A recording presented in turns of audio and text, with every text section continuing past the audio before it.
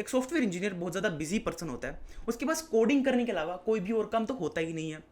वो सारा सारा दिन बैठ के कोड करता रहता है, लैपटॉप पे ऐसे ऐसे हाथ मारता है, उसका कोड हो जाता है एंड उसके बाद वो कंपनी को सबमिट कर देता है। ऐसे बहुत सारे मिथ्स होते हैं ना हमारे दिमाग के अंदर। आज की इस वीडियो में हम लोग उन सारे मिथ्स को अनफोल्ड करने वाले हैं। क्या बात है सर, क्या बात है सर, क्या बात, ये बात है। हम लोग जानेंगे कि एक सॉफ्टवेयर इंजीनियर की लाइफ रियलिटी में कैसी होती है। हम लोग थोड़े थोड़े पॉइंट्स को कवर करेंगे जिसके थ्रू आप लोगों को एक रियलिटी चेक मिल पाएगा कि एक सॉफ्टवेयर इंजीनियर की लाइफ कैसे होती है। अगर आप लोगों की कुछ एक्सपेक्टेशंस है तो आज हम उन्हें बर्स्ट करने वाले हैं, क्योंकि आज की इस वीडियो में हम लोग जानेंगे कि एक एक्सपेक्टेशन से कैसे डिफरेंट होती है एक सॉफ्टवेयर इंजीनियर की लाइफ।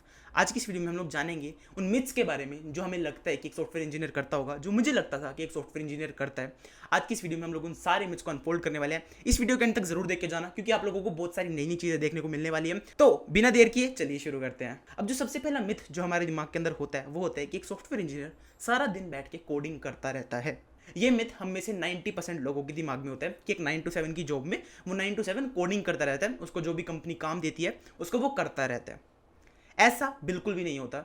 अगर आप लोग एक सर्विस बेस्ड कंपनी के अंदर काम कर रहे हो, ऑफलाइन कर रहे हो या ऑनलाइन कर रहे हो, तब आप लोगों को 9 to 7 काम करना पड़ता है एंड उस काम के अंदर आप लोगों को सारा दिन काम नहीं करना पड़ता। आप लोगों को मीटिंग्स अटेंड करनी पड़ती है सबसे ज़्यादा। अगर आप लोग सॉफ्टवेयर इंजीनियर की जॉब कर रहे हो तो आप लोगों को सबसे ज़्यादा टाइम मीटिंग्स में जाने वाला है। आप लोगों को बहुत सारी मीटिंग्स अटेंड करनी पड़ती है एक दिन के अंदर। अब कुछ कंपनीज होती हैं जिनके अंदर बहुत ज़्यादा मीटिंग्स होती हैं। अभी मेरी एक्सपीरियंस के अकॉर्डिंगली सर्विस बेस्ड कंपनीज में बहुत ज़्यादा मीटिंग होती है, क्योंकि आप लोगों को क्लाइंट के साथ बात करनी पड़ती है, आप लोगों को टीम के साथ कोऑर्डिनेट करना पड़ता है। अगर आप लोगों के कुछ जूनियर्स हैं, कोई इंटर्न्स हैं, तो आप लोगों को उनकी हेल्प करनी पड़ती है। कुछ भी अगर वो किसी भी चीज़ में स्टक हो गए हैं तो आप लोगों को उनकी हेल्प करनी पड़ती है। ये सारी चीज़ें एक सॉफ्टवेयर इंजीनियर कर रहा होता है डेली लाइफ के अंदर।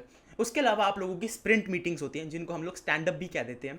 इन मीटिंग्स के अंदर आप लोगों की प्रोग्रेस चेक की जाती है। अगर आप लोगों को कुछ भी टास्क असाइन किया गया था, अगर आप लोग सर्विस बेस्ड कंपनी में, प्रोडक्ट बेस्ड कंपनी में कुछ भी टास्क असाइन किया गया था, तो उस टास्क के बारे में कंपनी आपसे डिटेल में पूछती है कि आपने ये टास्क कैसे किया, कौन कौन से रिसोर्सेज आपने यूज़ किए, कौन कौन सी लाइब्रेरीज आपने यूज़ की। ये सारी चीज़ों के बारे में आप लोगों को कंपनी को एक्सप्लेन करना पड़ता है। तो अगर आप लोग कुछ भी काम को करते हो, उसको एक्सप्लेन करने की टेक्निक भी आप लोगों को आनी चाहिए। टेक्निक नहीं होगी तो इसको हम स्किल भी कह सकते हैं। आप लोगों को वो स्किल आनी चाहिए कि आप लोग उनके साथ कम्युनिकेट कर पाओ। अगर सामने वाला बंदा आपसे इंग्लिश में बात कर रहा है तो आप लोगों को इंग्लिश में ही उसका रिप्लाई देना है। अगर वो बंदा हिंदी में बात कर रहा है तो आप लोग हिंदी में भी रिप्लाई दे सकते हो, या फिर कोई और लैंग्वेज में बात कर रहा है तो कोई और लैंग्वेज अगर आप लोगों को आती है तो उसमें रिप्लाई कर सकते हो। तो आप लोगों को कम्युनिकेशन स्किल्स भी प्रोग्रामिंग के साथ साथ आनी चाहिए। अब कम्युनिकेशन स्किल्स को इंप्रूव करने के लिए आप लोग क्या कर सकते हो? कम्युनिकेशन स्किल्स को इंप्रूव करने के लिए सिर्फ एक मेथड रहता है। अगर आप लोगों को इंग्लिश सीखनी है तो इंग्लिश के लिए सिर्फ इंग्लिश वीडियोस देखना शुरू कर दो। अगर आप लोग यूट्यूब पे वीडियोस देखते हो, अगर आप लोग कुछ भी फनी वीडियोस भी देखते हो, तो वो भी इंग्लिश यूट्यूबर्स को फॉलो करना शुरू कर दो। मिस्टर बीस्ट करके यूट्यूबर है, साइडमैन करके यूट्यूबर्स हैं, तो ऐसे ऐसे यूट्यूबर्स को आप लोग फॉलो करना शुरू कर दो। जैसे जैसे आप लोग उनकी इंग्लिश को सुनोगे वैसे वैसे आप लोगों की इंग्लिश भी इंप्रूव होती जाएगी। आप लोगों को भी समझ में आने लगेगा कि आप लोग इंग्लिश को कैसे बोलते हो, आप लोग कैसे इंग्लिश में कम्युनिकेट कर सकते हो एक दूसरे पर्सन के साथ, एंड आप लोगों की कुछ स्किल भी इंप्रूव होगी जिसके थ्रू आप लोगों को कम्युनिकेशन स्किल्स आ पाएंगी एंड उस स्किल को आप लोग अपनी कंपनी के अंदर भी यूज कर पाओगे। अगर आप लोग एक सॉफ्टवेयर इंजीनियर बनना चाहते हो तो प्रोग्रामिंग स्किल्स के साथ आप लोगों को कम्युनिकेशन स्किल्स भी आनी चाहिए। इसके अलावा अब हमारी सिर्फ मीटिंग्स तो होती नहीं है, हम लोग कोडिंग तो करते नहीं है सिर्फ, आप लोगों को रिलेशनशिप बिल्डिंग स्किल भी आनी चाहिए। रिलेशनशिप बिल्डिंग स्किल का मतलब वो वाली रिलेशनशिप नहीं,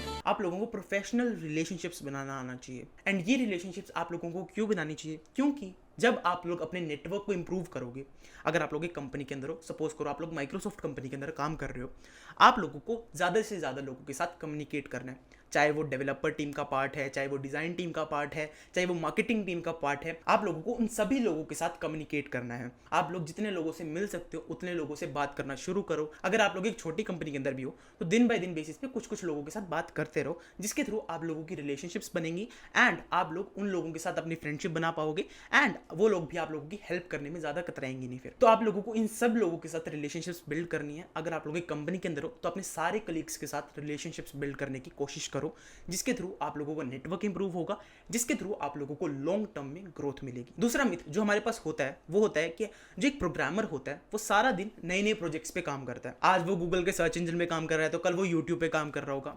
ऐसा बिल्कुल भी नहीं होता। आप लोगों को स्पेसिफिक फीचर्स दिए जाते हैं जिसके ऊपर आप लोगों को काम करना होता है। अगर आप लोग स्टार्टअप्स के अंदर काम कर रहे हो तो आप लोग उन फीचर्स को ओन करोगे। अगर आप लोग एक बड़ी कंपनी के अंदर काम कर रहे हो तो एक सिंगल फीचर के ऊपर भी बहुत सारे लोग काम कर रहे होते हैं। अगर आप लोग माइक्रोसॉफ्ट के अंदर काम कर रहे हो तो उस सिंगल फीचर के ऊपर बहुत सारे लोग काम कर रहे होते हैं।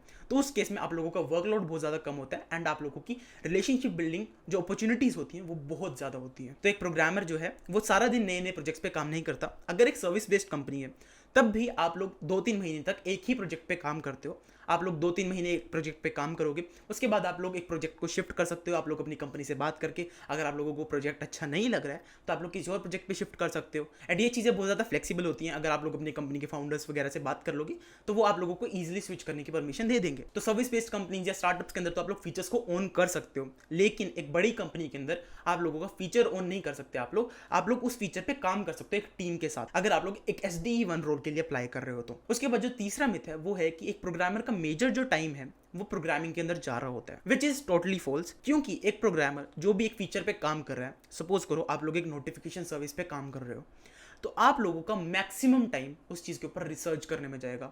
आप लोग गूगल पे सर्च कर रहे होगे, आप लोग अलग अलग डॉक्यूमेंटेशंस को पढ़ोगे जिसके अंदर आप लोगों को नॉलेज मिलेगी, जिसके थ्रू आप लोग उसको अपनी ऐप के अंदर कोड कर पाओगे। अगर आप लोगों को एक फीचर को बिल्ड करना है तो आप लोग उस फीचर को कभी भी डायरेक्टली बिल्ड नहीं करते हो। आप लोग सबसे पहले उसके बारे में रिसर्च करते हो, आप लोग उसके बारे में थोड़ी डॉक्यूमेंटेशन पढ़ते हो या फिर थोड़े से नोट्स बना लेते हो जिसके थ्रू आप लोगों को हेल्प मिलती है, एंड उसके बाद आप लोग कोड करना शुरू करते हो। कोड करने में सबसे मिनिमम टाइम जाता है, क्योंकि अगर आप लोगों को उस प्रॉब्लम का सॉल्यूशन मिल चुका है तो आप लोगों को कोड करना बहुत ज़्यादा आसान हो जाता है। तो ये चीज़ कभी भी नहीं सोचनी है कि आप लोगों को प्रोग्रामिंग का सिंटेक्स याद करके रखना है, क्योंकि मोस्ट केसेस में आप लोग 90% टाइम में आप लोग चीज़ों को सर्च कर रहे होगे। आप लोग स्टैक ओवरफ्लो पे देखोगे, आप लोग गूगल पे सर्च कर रहे होगे चीज़ों के बारे में, जिसके थ्रू आप लोगों की नॉलेज भी बढ़ेगी एंड नेक्स्ट टाइम जब भी आप लोग उस प्रॉब्लम के सामने आओगे तब आप लोगों को पता होगा कि उस प्रॉब्लम का सोल्यूशन कैसे निकालना है। तो यहाँ जो कोडिंग से बड़ी स्किल है वो है रिसर्च करना। आप लोगों को रिसर्च करना आना चाहिए। अगर आप लोगों को एक सिंपल नोटिफिकेशन सर्विस बनाने के लिए दिया गया तो आप लोगों को पता होना चाहिए कि आप लोग गूगल पे सर्च कैसे करोगे, आप लोग डॉक्यूमेंटेशन को रीड कैसे करोगे, आप लोग उसके अंदर से कैसे कैसे पॉइंट्स निकालोगे जिसके थ्रू आप लोग उसको अपने कोड के अंदर इंप्लीमेंट कर पाओगे। आप लोगों को एरर हैंडलिंग आनी चाहिए, क्योंकि मोस्ट ऑफ द केसेस में तो एक प्रोग्रामर जो है एरर को हैंडल ही कर रहा होता है। अगर उसने कोई एक नया फीचर बिल्ड किया है तो वो डायरेक्टली तो कभी भी नहीं चलता है, मोस्टली केसेस में तो नहीं चलता है। मेरे साथ तो ऐसा ही होता है, उसके अंदर बहुत ज़्यादा एरर हैंडलिंग होती है। अब बहुत सारे एरर्स आते हैं जिसको हम गूगल पे सर्च करते हैं, उसके बाद हमें कुछ क्लू मिलता है, उस क्लू को सर्च करते हैं, फिर हमें दूसरा क्लू मिलता है, उन क्लूज को जोड़ जोड़ के एक सोल्यूशन बन पाता है। तो ऐसे आप लोगों को प्रोग्रामिंग करनी है रियल लाइफ के अंदर भी। अगर आप लोग कुछ प्रोजेक्ट्स पे काम भी कर रहे हो तो आप लोगों को एरर हैंडलिंग या फिर डॉक्यूमेंटेशन रीडिंग पे सबसे ज़्यादा ध्यान देना है, जिसके थ्रू आप लोगों की रिसर्च की स्किल जो है वो बहुत ज़्यादा इंप्रूव हो पाएगी। सॉफ्टवेयर इंजीनियरिंग की जॉब के अंदर बहुत ज़्यादा टाइम आप लोगों का लर्निंग में जा रहा होता है, मीटिंग्स के अंदर जा रहा होता है, स्टैंड-अप्स वगैरह अटेंड करने में जा रहा होता है, अपने जो भी जूनियर्स हैं उनको गाइड करने में जा रहा होता है, कोडिंग करने में मिनिमम टाइम जा रहा होता है। तो आप लोगों को अलग अलग स्किल्स को भी एक्सप्लोर करना है। अगर आप लोग पब्लिक स्पीकिंग जैसी स्किल्स को सीख सकते हो तो वो बहुत ज़्यादा बेनिफिशियल रहने वाला है। तो आप लोगों को कोलैबोरेटिवली इन सारी स्किल्स के ऊपर काम करना है। उसके बाद जो लास्ट मिथ है वो है ऑनलाइन वर्सेज ऑफलाइन जॉब्स।